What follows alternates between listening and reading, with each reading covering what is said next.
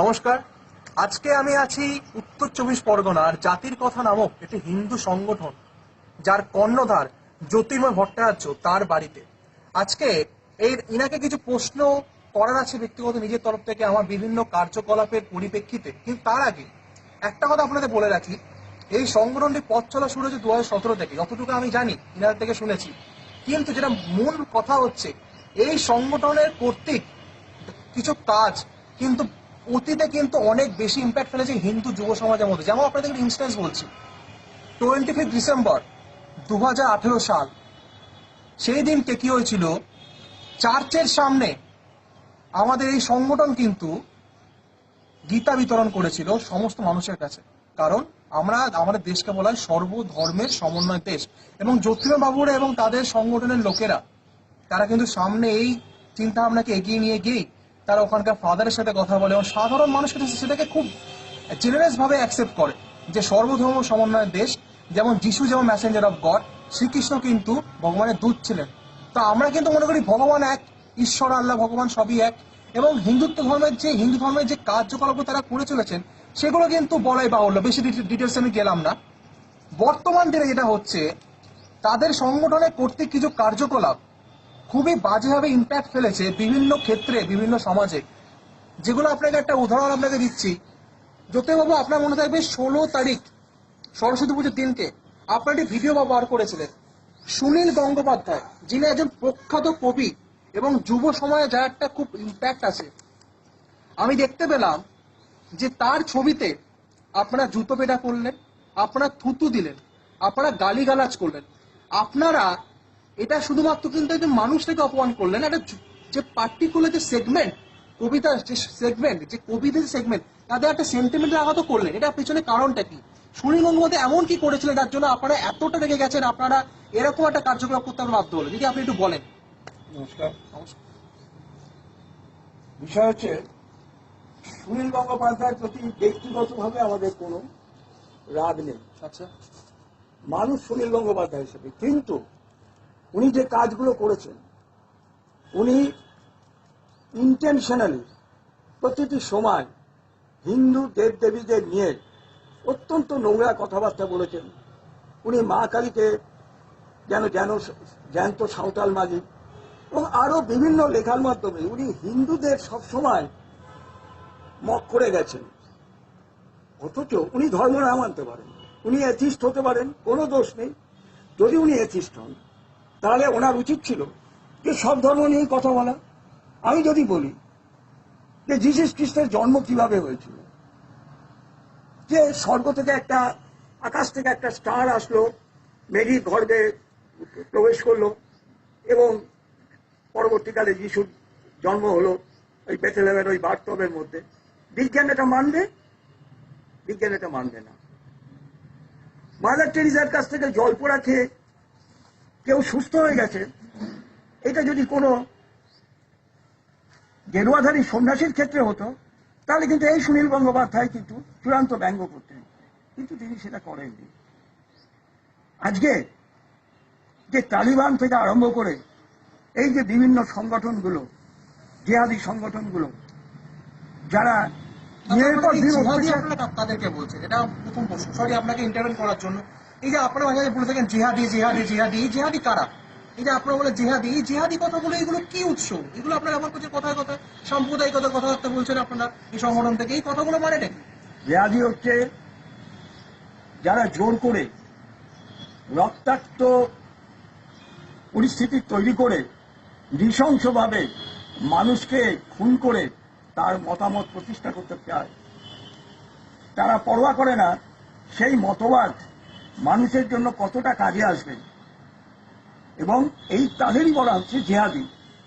এবং পৃথিবীতে এখন ম্যাক্সিমাম ক্ষেত্রে দেখা যাচ্ছে যে এই তালিবানের মতো যারা সংগঠন, বোকো হারাম, তালিবান, আল কায়দা, দেখা যাচ্ছে যারা মুসলিমদের দ্বারা মূলত পরিচালিত, এই ধরনের সংগঠনগুলোই কিন্তু এই ধরনের কাজ ম্যাক্সিমাম করছে।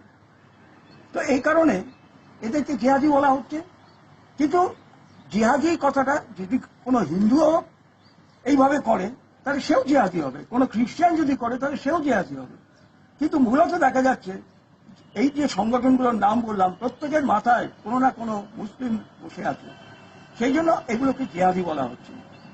তো এখন কথা হচ্ছে যে তাদের বিরুদ্ধে সুনীল গঙ্গোপাধ্যায় কিন্তু কোনোদিন বলিষ্ঠভাবে কলম ধরেননি, কোনোদিন বলেননি যে এইভাবে মেরির জন্ম হতে পারে।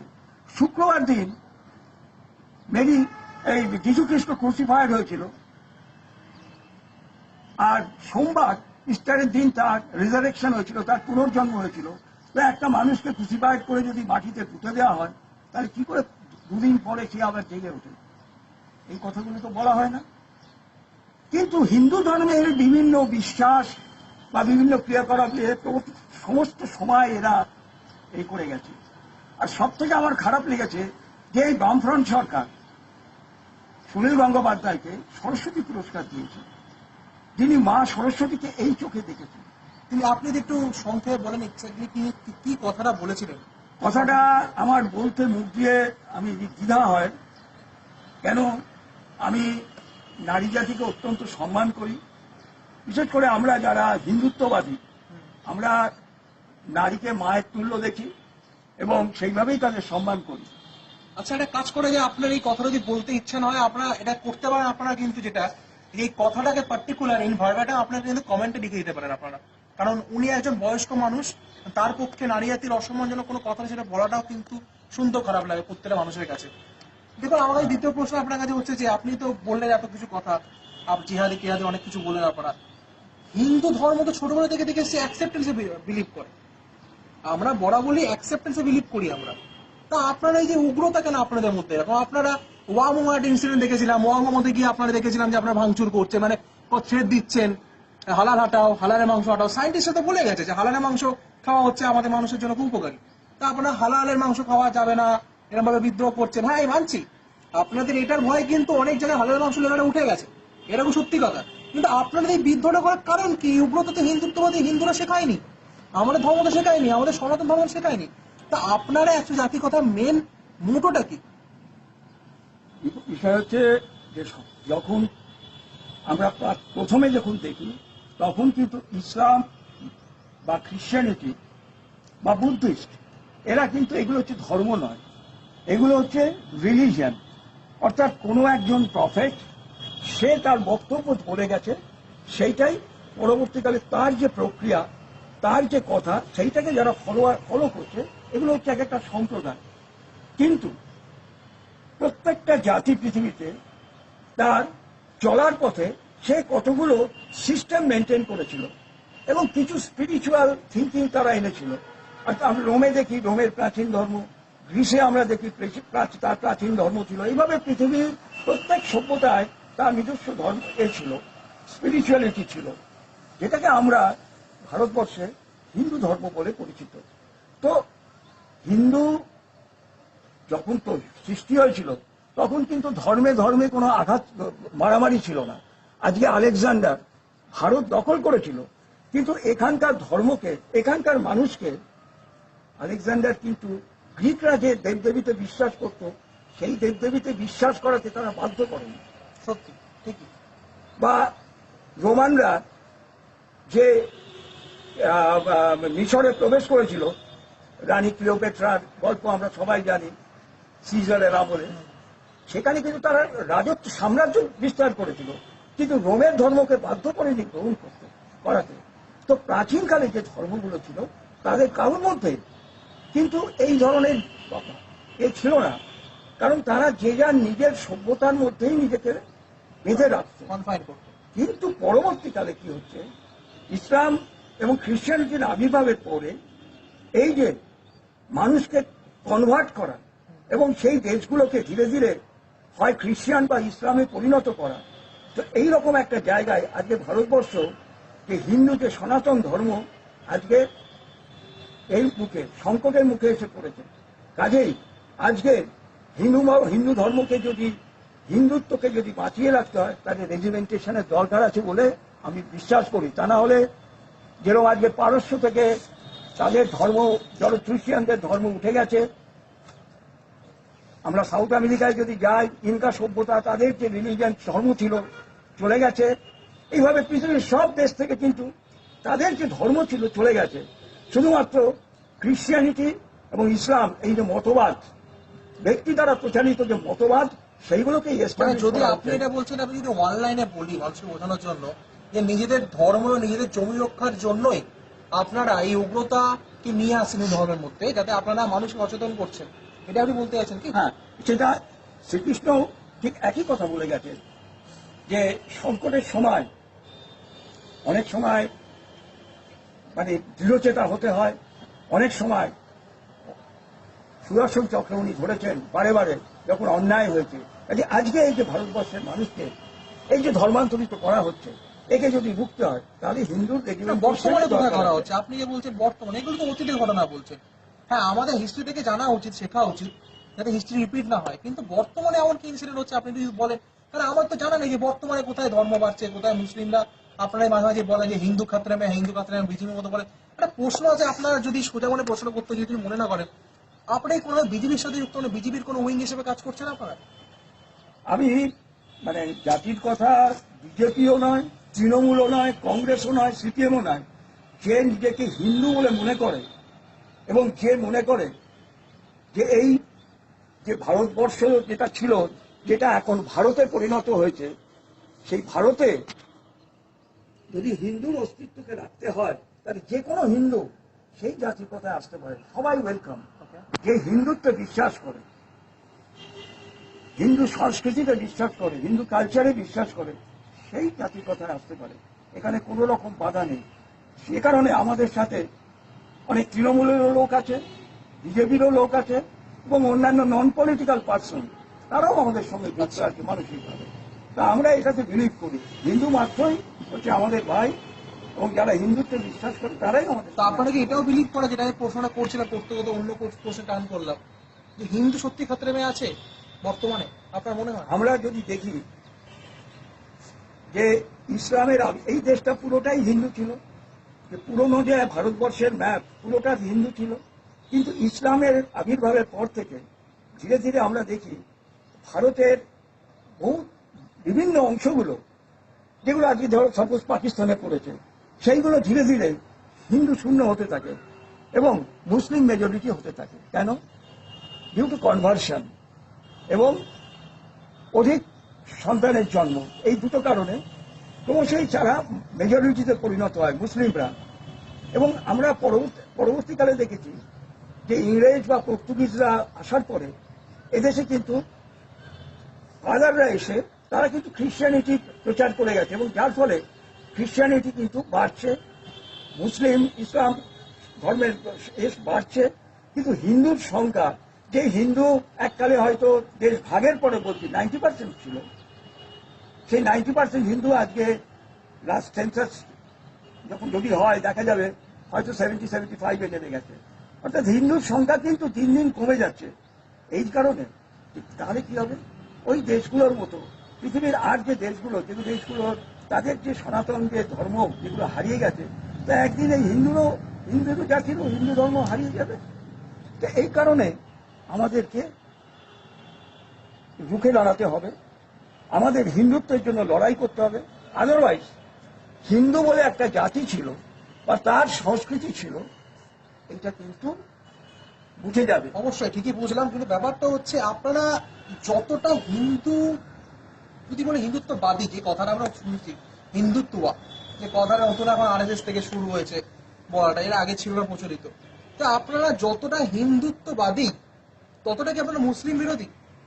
আপনারা কি মুসলিমদের, আপনাদের যেটা বলছেন হিন্দু সংরক্ষণের কথা বলছেন আপনারা, তা আপনাদের কি এটাও মোটো আছে, যেমন মুসলিমরা যেটা করেছে, ইসলামরা যেটা করেছে আমাদের সাথে, ইন ফিউচার গিয়ে আপনারাও সেটা যখন শক্তিশালী হবেন, যদি সংগঠন পরবর্তীকালে আপনাদের বড় জায়গায় যায়, ইসলামদের এগেনস্ট আপনারা এরকম কোনো পদক্ষেপ নিতে পারেন, এরকম কোনো চিন্তা ভাবনা আছে আপনাদের?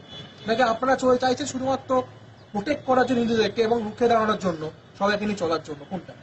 হিন্দুদের ইতিহাসে হিন্দুরা কোনোদিন কাউকে আক্রমণ করেনি।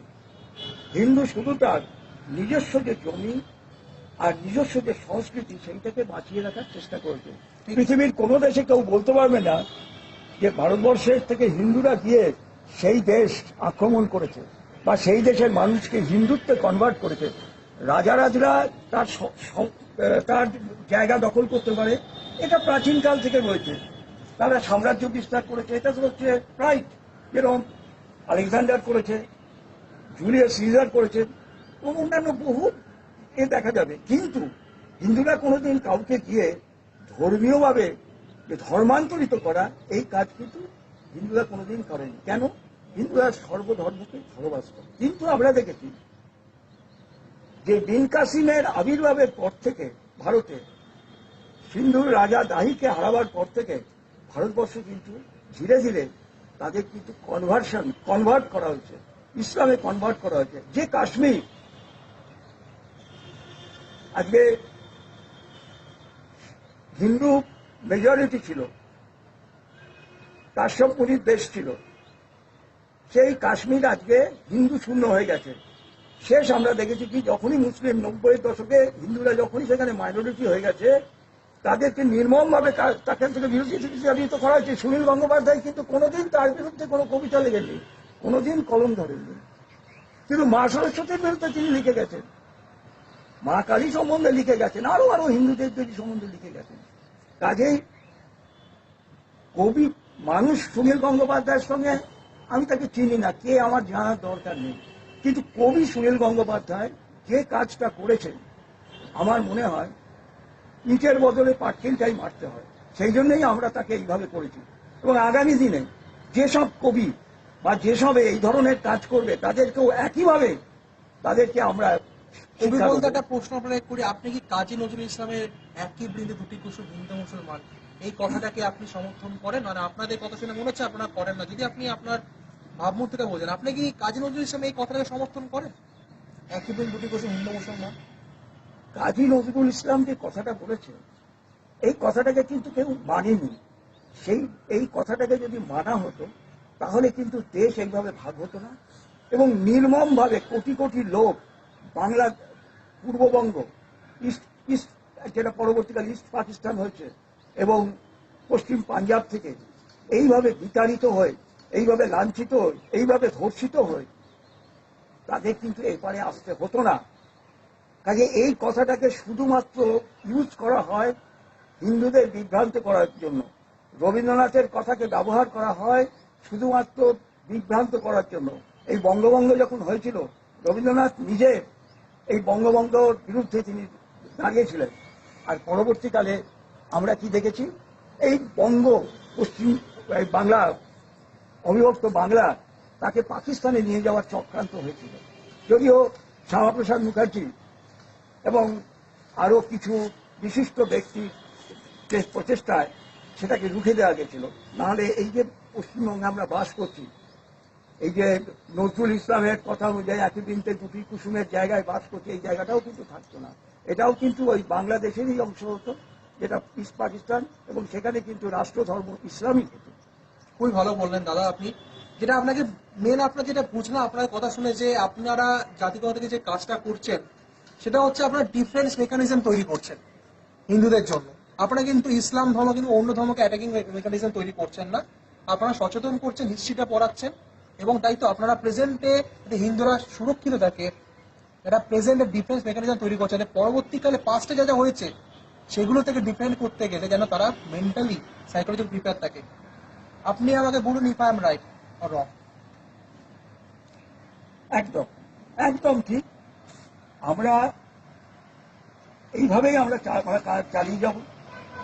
আমরা কোনোদিন কেউ বলতে পারবে না হিন্দুরা কোনোদিন কাউকে আক্রমণ করেছে। কথায় কথায় এরা গোজরা কাণ্ড বলে। গোজরা হচ্ছে একটা কাজের প্রতিক্রিয়া। ওই ৬০-৬৫ জন মানুষকে যখন একটা ট্রেনের মধ্যে জ্বালিয়ে দেওয়া হয়েছিল, তারই প্রতিক্রিয়ায় গুজরাটে কিন্তু কিছু ঘটনা ঘটেছিল। আদারওয়াইজ কোথাও দেখা যায়নি হিন্দুরা কোনোদিন আক্রমণ করেছে। আক্রমণ হলে প্রত্যেকটা মানুষের অধিকার আছে নিজেকে প্রতিরোধ করার, সেই প্রতিরোধ করেছে হয়তো কোনো কোনো জায়গায়, কিন্তু আক্রমণ কোনো জায়গায় হয়নি। আপনার বাড়ির মেয়েটাকে যদি কেউ নিয়ে যায়, তা আপনি করবেন না, প্রতিরোধ করবেন না? আপনার বাড়িতে যদি ডাকাতি হয়, আপনি সেই ডাকাতকে প্রতিরোধ করার চেষ্টা করবেন না? ঠিক সেই জিনিসটাই হয়েছে। এর বাইরে হিন্দুরা কোনোদিনই, হ্যাঁ, হিন্দুরা সর্বে সুখিনো ভবন্তু এই থিওরিতে বিশ্বাস করে। সর্বে সন্তু নিরাময়, সবাই নিরাময় থাকুক, ভালো থাকুক, এই থিওরিতে বিশ্বাস করে। হিন্দু ধর্মের যে স্পিরিচুয়ালিটি অনেক হাই, তারা মানুষে মানুষে কোনোদিন বিভেদ করেনি। কিন্তু এই দুর্বলতার সুযোগ নিয়ে কেউ কেউ হিন্দুদের বিভ্রান্ত করার চেষ্টা করছে, এবং এই সমস্ত সুনীল গঙ্গোপাধ্যায়ের মতো কবিরা, তাদের উচিত ছিল, তারা আজকে এই যে ফ্রি লিখতে পারছেন, আজকে বাংলাদেশে গেলে, এখনকার বাংলাদেশে গেলে তারা কি এইভাবে লিখতে পারতেন? এই যে বাংলাদেশের ব্লগারদের যারা নিজের, চলো বাংলাদেশ বলতে মনে পড়লো, এই যে আপনারা হঠাৎ করে আজকে বলছেন, আমি আজ থেকে শুনছি আপনাদের কথা, কিংবা আপনাদের পেজেও লেখা দেখলাম, যে আপনারা বলছেন যে 21শে ফেব্রুয়ারি ভাষা দিবসকে আপনারা মানছেন না। আপনারা জয় বাংলা স্লোগানটার বিপক্ষে কথা বলছেন, যেটা আজকে গোটা বাংলা শোনা যাচ্ছে। আপনারা বলছেন যে এই ভাষা দিবসের এগেনস্টে আপনারা, আমার ভাষা দিবসকে আমরা মানছে না। এই পশ্চিমবঙ্গতে ভাষা দিবস নেওয়া মানার কারণটা কি? আপনিও তো বাঙালি, আর যেটা বাঙালিদের দিবস, এটা বাংলা ভাষার দিবস, তা আপনারা মানছেন না, কারণটা কি যদি আপনি একটু বলেন। একটু আগে থেকে শুরু করি। তাহলে এই যে আজকে বাংলাদেশে বাঙালি ব্লগারদের মারা হচ্ছে নৃশংসভাবে, চাপাতি দিয়ে মারা হচ্ছে, তারা তো বাংলায় লিখছে। সে হয়তো ওই যারা মারছে ওই জিহাদিদের মতবাদে বিশ্বাসী না হতে পারে। এখানে হতো সুনীল গঙ্গোপাধ্যায়, তিনি এথিস্ট ছিলেন, তিনি ঈশ্বরে বিশ্বাস করতেন না, তো তাকে তো কেউ খুন করতে যায়নি।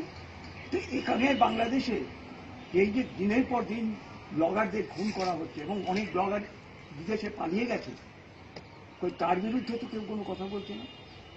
আর 21শে ফেব্রুয়ারি এই ইতিহাসটা একটু আমাদের জানা দরকার। 21শে ফেব্রুয়ারি আমরা জানি তখন এটা পূর্ব পাকিস্তান ছিল, ইস্ট পাকিস্তান ছিল, এবং দেশ ভাগ হওয়ার পরে ইস্ট পাকিস্তানে এই যে রাজাকার বাহিনী, এরা কারা তৈরি হয়েছিল? এই মূলত বিহার, ইউপি এইসব জায়গা থেকে যেসব মুসলিমরা তারা মাইগ্রেট করে চলে গেছিল, তাজা উর্দুভাষী এইসব মুসলমানরা, তারা ওই বাংলাভাষী মুসলিমদের ঘৃণা করত, চূড়ান্ত রকম ঘৃণা করত, এবং চরম অত্যাচার করত তাদের ওপর। তো সেইটাকে কাউন্টার করবার জন্য তারা কি করলো, এই বাংলা ভাষা নিয়ে তারা উত্তাল হলো, এবং সেই বাংলা ভাষা নিয়ে উত্তাল হওয়ার সময় আমরা কি দেখেছি, যে বাঙালি হিন্দু যারা, তারাই কিন্তু সর্বাগ্রে ছিল, এবং যত নিহত হয়েছিল তার মধ্যে ম্যাক্সিমামই ছিল বাঙালি হিন্দু, পরবর্তীকালে এই ভাষা এদের হাতে। কিন্তু ওইটাকে যদি আমরা ভাষা দিবস হিসেবে ধরি, তাহলে যে বাংলা ভাষার জন্য আজকে বাঙালি হিন্দুরা ওই পূর্ব পাকিস্তানে প্রাণ দিয়েছিল, এই বাংলাদেশ হওয়ার পরে কেন তাদেরকে এইভাবে চলে আসতে হচ্ছে দিনের পর দিন? 28% হিন্দু বাঙালি আজকে 7%-এ নেমে এসছে, এবং যাদেরই একটু ক্ষমতা আছে তারা এসে বিভিন্ন জায়গাতে এখানে ফ্ল্যাট কিনে রাখছে, যাতে আগামী দিনে তো আমি থাকতে পারবো না, বা মেয়েটা যদি বড় হচ্ছে যখন তাদের এখানে পাঠিয়ে দিচ্ছে। আমরা পূর্ণিমা কথা জানি, তার মা বলছে, ওরে তোরা ওকে ধর্ষণ কর, কিন্তু এমন কিছু করিস না আমার মেয়েটা মরে যায়। এগুলো তো আমরা চলে, আর এইগুলো বললেই আমরা সাম্প্রদায়িক হয়ে যাব, সত্যি কথা বলতে পারবো না। কাজে যারা এই সেকুলারিজমের কথা বলছে, তারা এক পেশে কথা বলছে। আচ্ছা বলুন তো, 18 বছর বয়স না হলে একটা মেয়ের দেহ পূরণ হয় না, তার বিয়ে হবে না। তো একটা মুসলিম মেয়ের কি করে 15 বছরে বিয়ে হয়? তার মানে কি মুসলিম ধর্ম গ্রহণ করলে কি সেই নারী পূর্ণ হয়ে যায়? ওইখানে বলা হচ্ছে কি, তখন এসে যাচ্ছে পার্সোনাল ল। তার সেখানে বিজ্ঞান কাজ করবে না, সেখানে পার্সোনাল ল কাজ করবে। এই যে বৈপরীত্য, এগুলো চলতে পারে না। এর জন্য আমাকে কোনো বিজেপি হতে হবে না, আমি কোনো বিজেপি নই, আমি কোনো বিজেপির নিচে, আমি কোনো আরএসএস নই। কেন আরএসএস হবো? আমাকে তো আরএসএস হলে একটা নির্দিষ্ট মতবাদ, এটা বিশ্বাসী হয়ে যেতে হবে। আমি ফ্রি হিন্দু। আপনার হিন্দুত্ব বললে যদি মনে হয় আরএসএস লাগে, হিন্দুইজম বলবো। হিন্দুইজম বলবো, সেটা তো অসুবিধা কিছু ব্রিটিশদের নেই। বলা, 1828 সালে প্রথম ব্রিটিশরা বলেছিল হ্যাঁ, হিন্দুইজম বলবো। বলা। কোনো অসুবিধা নেই, তাই বলবো। আমাদের ভাষা দিবস হচ্ছে 20শে সেপ্টেম্বর, যেদিন ওই ইসলামপুরের দাড়িভিট স্কুলে বাংলা ভাষার জন্য তারা চেয়েছিল বাংলার শিক্ষক, অঙ্কের শিক্ষক, সেখানে জোর করে উর্দু শিক্ষককে নিয়োগ করা হয়েছিল, যেখানে একটাও উর্দু স্টুডেন্ট নেই, উর্দুভাষী স্টুডেন্ট নেই। তার বিরুদ্ধে রাজেশ তাপস এবং আরেকজন, এরা ছাত্রদের সঙ্গে মিলে এরা প্রতিবাদ করেছিল এবং এই কারণে এদেরকে খুন করা হয়েছিল। পুলিশ বলেছে কি আমরা তো গুলি করিনি, প্রশাসন যদি বলে যে আমরা গুলি করিনি, আমি সেটাকে মেনে নেবো, অ্যাকসেপ্ট করে নেবো। তাহলে গুলি তো তাদের গায়ে লেগেছিল এবং গুলিতেই মারা গেছে, তাহলে এই গুলিগুলো কারা করেছিল? নিশ্চয়ই সেখানে জিহাদিরা উপস্থিত ছিল। পুলিশের উচিত ছিল সেই জিহাদিদের অ্যারেস্ট করা, কিন্তু পুলিশও রং দেখে তাদের অ্যারেস্ট করেনি। এটা কন্ডেম করি। কাজে বাঙালির, হিন্দু বাঙালির যদি ভাষা দিবস পালন করতে হয় সেটা 20শে জুন, এবং আমরা করি। শুধু হিন্দু বাঙালি কেন, বাঙালিতে হিন্দু হতে পারে, মুসলিম হতে পারে। যার নাম, যাদের আরবি নাম হয় তারা কোনোদিন বাঙালি হতে পারে না। যাদের নামটাই আরবি তারা কোনোদিন বাঙালি হতে পারে না। যারা জল বলতে হয় না, পারে না, যাদের পানি বলতে হয়, যারা আকাশ বলতে পারে না, আসমানি বলতে হয়।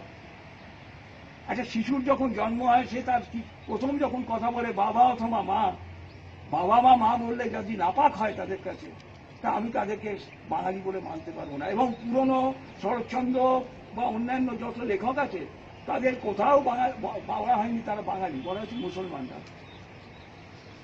আমি মুসলমান হিসেবে তাদেরকে সম্মান করি, কিন্তু আমি বাঙালি হিসেবে তাদেরকে মেনে নেব কখনো। এই কারণে আর বাঙালির সত্যিকারের ভাষা দিবস হচ্ছে 20শে সেপ্টেম্বর, 21শে নয়। তাহলে আজকে বাঙালিকে এইভাবে 28 থেকে 7% নেমে আসতে হতো না। আশা করি দর্শকরা এখানে প্রত্যেকে তাদের মনেও যা বেঁধে থাকা প্রশ্ন, জমে থাকা প্রশ্ন জাতিগত সংগঠনের সম্বন্ধে অনেক কিছু আপনারা পেয়েছেন। যদি আরো বিস্তারিত জানতে চান, আপনার এই সংগঠনের ব্যাপারে যুক্ত হতে চান, তাহলে অবশ্যই তার সাথে যোগাযোগ করতে পারেন আপনারা। নিশ্চয়ই তারা এই সংগঠনের বিষয়ে ডিটেলস আপনাদের কমেন্ট বক্সে জানিয়ে দেবে, সেখানে আপনারা যোগাযোগ করতে পারেন। যদি আপনাদের মধ্যে আরো কোনো প্রশ্ন থাকে এবং জ্যোতির্ময় বাবুর কথা শুনে যদি আপনার সত্যি মনে হয় যে হিন্দুদের জন্য কাজ করা যেতে পারে, একটা ডিফেন্স মেকানিজম তৈরি করে ইতিহাসকে জেনে যদি কাজ করতে চান, আপনারা অবশ্যই, আপনি শুনে নিলেন এটা অরাজনৈতিক সংগঠন, রাজনীতির সাথে কোনোভাবে যুক্ত না, বিজেপি না, আরএসএস না, তৃণমূল না, এখানে সবাই যুক্ত হতে পারবে, যে তৃণমূল যে হিন্দু সেই যুক্ত হতে পারবে। তো সেখানে এরকম একটি সংগঠন আপনারা করতে পারেন, সম্পূর্ণ আপনার ব্যক্তিগত ব্যাপার। এখানে আমি কেউ না বলার, যুক্ত হবেন কি হবেন না। তবে অনেক প্রশ্ন আপনাদের দিকে ছুড়ে দিলেন তিনি, অনেক উত্তর আপনাদের দিয়েছেন। যদি কোনো প্রশ্ন করার থেকে সরাসরি করবেন, আর যেগুলো উত্তরগুলো পেয়েছেন যদি আপনাদের ভালো লাগে, তাহলে তো অবশ্যই তাদের সাথে যোগাযোগ করতে পারেন আগামী দিনে হিন্দুদের ভবিষ্যতের কথা মাথায় রেখে। নমস্কার সবাইকে, অনেক অনেক ধন্যবাদ থাকার জন্য। নমস্কার। নমস্কার।